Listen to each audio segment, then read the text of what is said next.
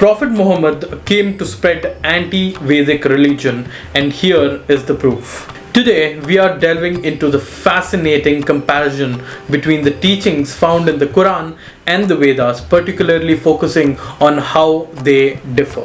Before we delve into this exploration, I highly recommend checking out my previous video titled "Did Lord Vishnu Create Prophet Muhammad to Spread Anti-Vedic Religion?" as it sets the stage for our discussion here.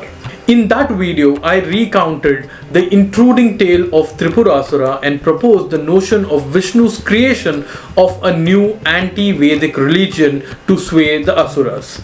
Building upon that narrative, in this video we'll meticulously examine the differences between Vedas and the Quran, shedding light on the potentially misleading philosophies that prompted Tripurasura and others to veer towards anti-Vedic ideologies.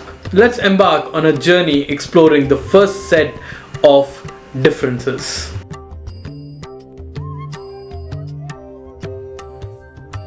Idol worship, or as I prefer to term it, deity worship, stands as a pivotal practice in connecting with the divine.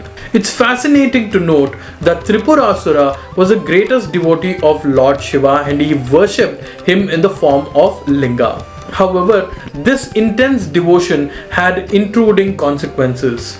Shiva's attention became so absorbed by Tripurasura's worship that he seemed indifferent to the pleas for help from the devatas or the gods when they sought his aid.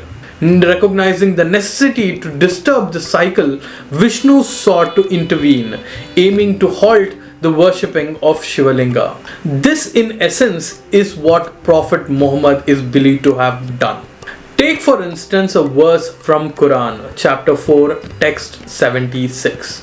Those who believe fight in the cause of Allah, and those who disbelieve fight in the cause of idols. So fight against the allies of Satan. Notably, the term Satan bears a striking resemblance to Sanatan, a term closely related to Hinduism.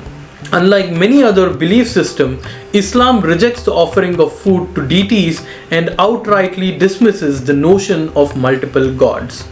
This stark departure from traditional practices underscores the fundamental differences between Islamic ideologies and Hinduism.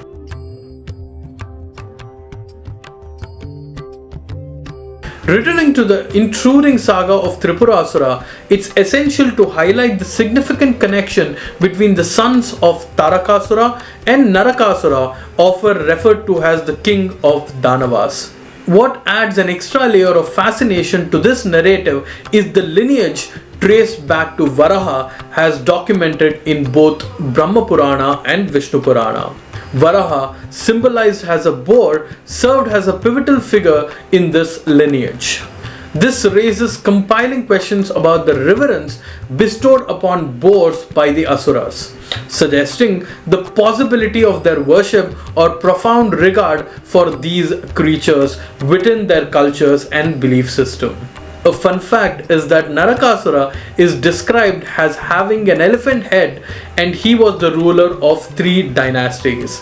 Interestingly, one ancient dynasty known as Yavana Rajya, which is mentioned in Mahabharata, has a coin showing a man with an elephant head on his head.